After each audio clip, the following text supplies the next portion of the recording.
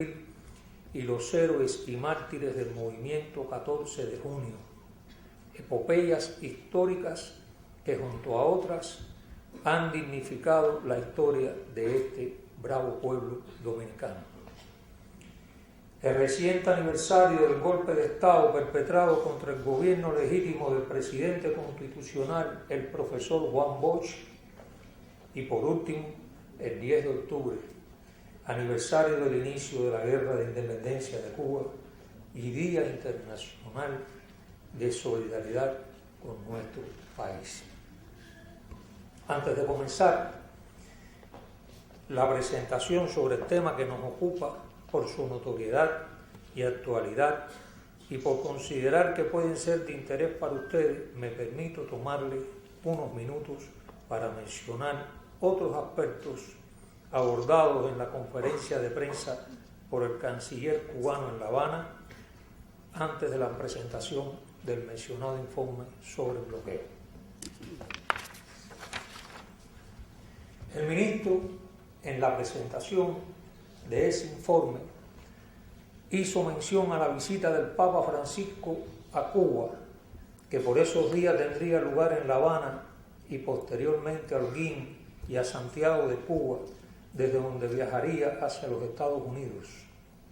y anunciaba que su santidad sería acogido con el respeto, el aprecio y la hospitalidad de un pueblo culto y hospitalario, como realmente sucedió, a decir de las palabras de agradecimiento del Papa Francisco al despedirse del pueblo cubano. La visita fue un éxito para todos.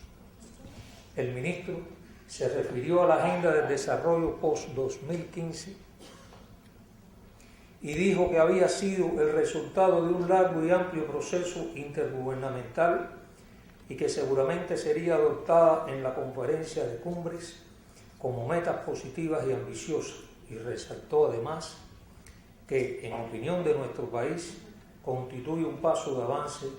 a escala mundial en relación con las llamadas metas de desarrollo del milenio,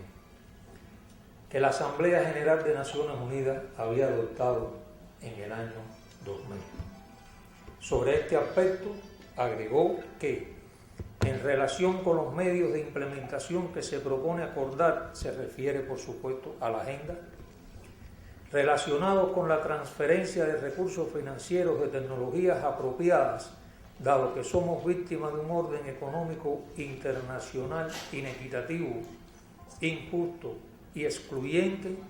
para avanzar en materia de desarrollo social, resolver el problema de la pobreza, del hambre y de las enfermedades, era necesario adquirir conciencia,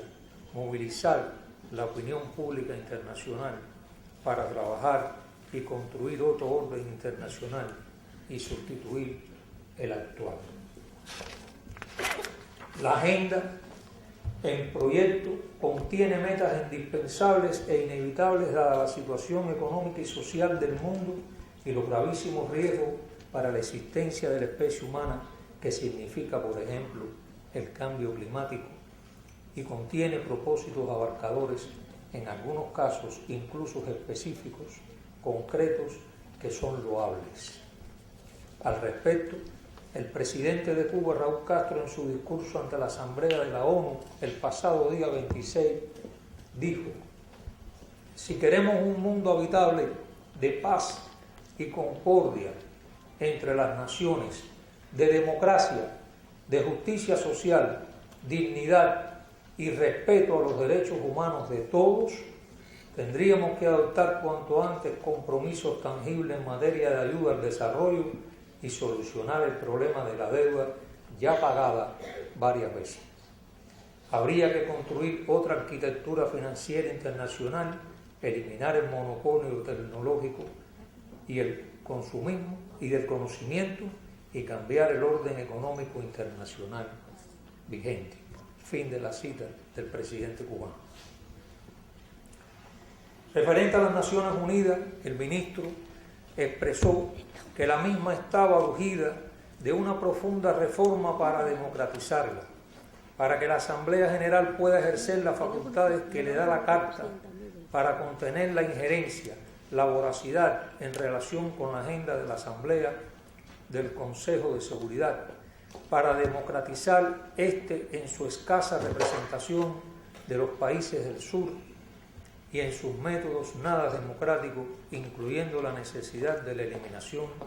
del privilegio del obsoleto veto. Se refiere al Consejo de Seguridad. Referente a la paz, expresó: tenemos seria preocupación por las crecientes amenazas a la paz y seguridad internacional, y es un hecho de que se conmemora el 70 aniversario del criminal bombardeo nuclear sobre Hiroshima y Nagasaki, sin haber dado ningún paso de progreso en materia de desarme nuclear y existiendo niveles récord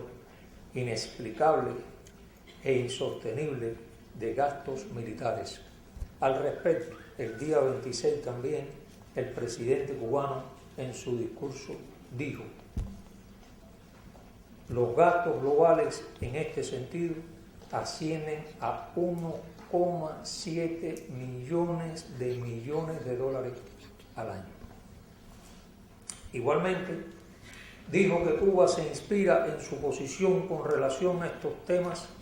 en la proclama de la América Latina y del Caribe como zona de paz,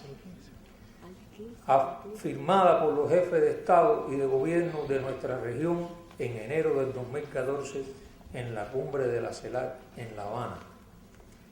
que plantea no solo principios y normas de relacionamiento entre los países de nuestra región, sino también la aspiración de que estos sean observados por todos los estados en sus relaciones con los que pertenecen a nuestra región. Hace apenas 3 días, el pasado 26 de septiembre, especialmente los países miembros de la CELAC, recordamos un aniversario más del Día Internacional para la Eliminación Total de las Armas Nucleares. Al finalizar su intervención, el ministro dijo que la República de Cuba aprecia y reconoce los planteamientos del presidente de Estados Unidos, Barack Obama, en el sentido de que el bloqueo debe ser levantado. Su reconocimiento de que el bloqueo solo ha traído aislamiento a los Estados Unidos y no cumple los objetivos por los que fue establecido. El presidente de Estados Unidos ha reconocido también que el bloqueo provoca daños humanitarios,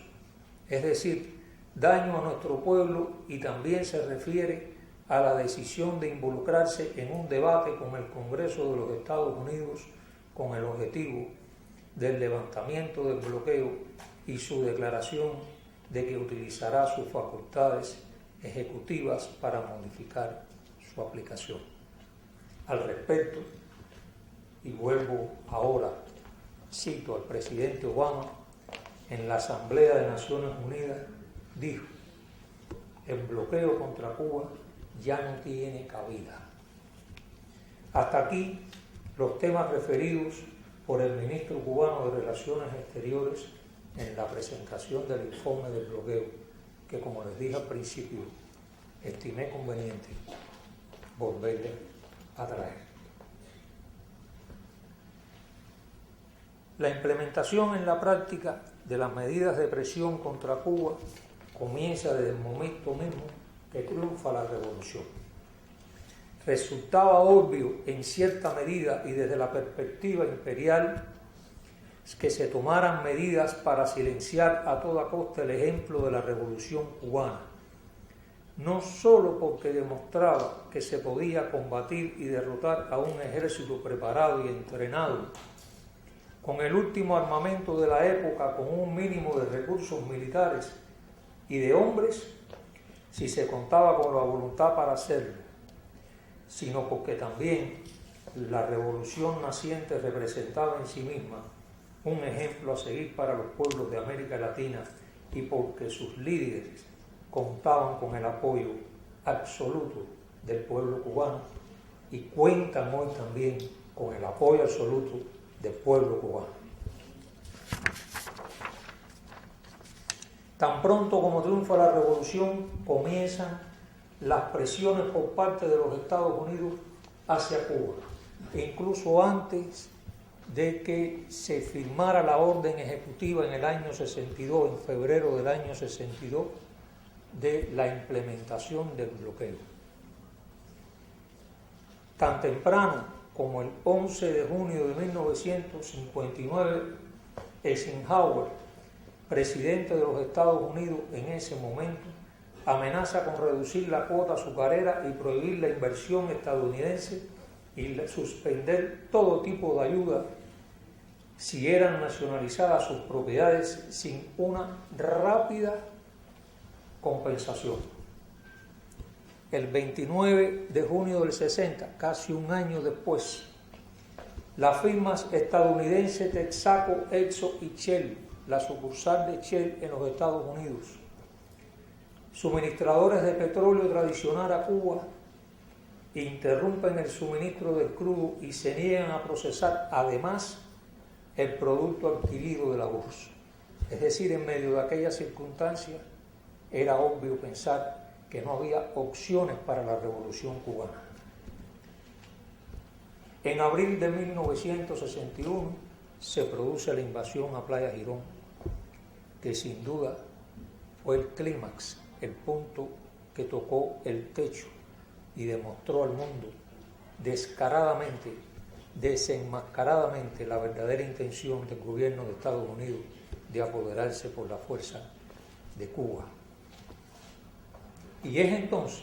en febrero del año 62, que se firma la orden ejecutiva por el presidente Kennedy que pone en vigor las medidas del bloqueo económico. Quise traerle estos datos para que comprendamos que las presiones sobre Cuba comenzaron incluso desde el mismo momento que triunfa la revolución y que esas medidas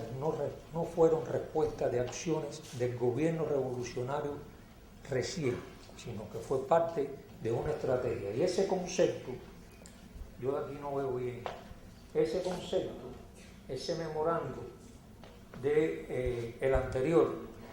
de Lester Marley, me parece que explica el objetivo y pone de manifiesto el verdadero carácter y las intenciones de Estados Unidos contra Cuba. Aquí quise traer este punto porque con frecuencia en la prensa se maneja el tema embargo y no bloqueo. Jurídicamente hay una gran diferencia. El embargo es una forma judicial que responde a una orden ejecutiva para retener momentáneamente o por un periodo de tiempo transitorio hasta que se decida el resultado de un proceso judicial, los activos y las posiciones de un deudor frente a un acreedor para obligarlo a que éste cumpla con sus compromisos con el acreedor. El bloqueo es mucho más que eso. Persiste en el aislamiento, la asfixia, la inmovilidad y trata de rendir por hambre al pueblo. Pero lo que es peor aún, aplica medidas de carácter extraterritorial que en los ejemplos que les traje posteriormente podrán apreciar ejemplos, valga la redundancia, de este carácter extraterritorial vigente en las medidas del bloqueo contra Cuba.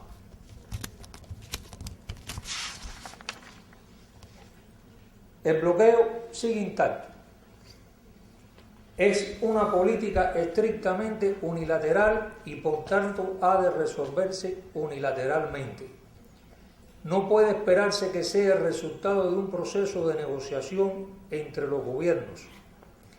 No es una avenida de dos direcciones, es una avenida de una sola dirección. Así empezó, así durante 5 décadas se ha mantenido y así ha de terminar. Está claro que no habrá una normalización de las relaciones entre los Estados Unidos y Cuba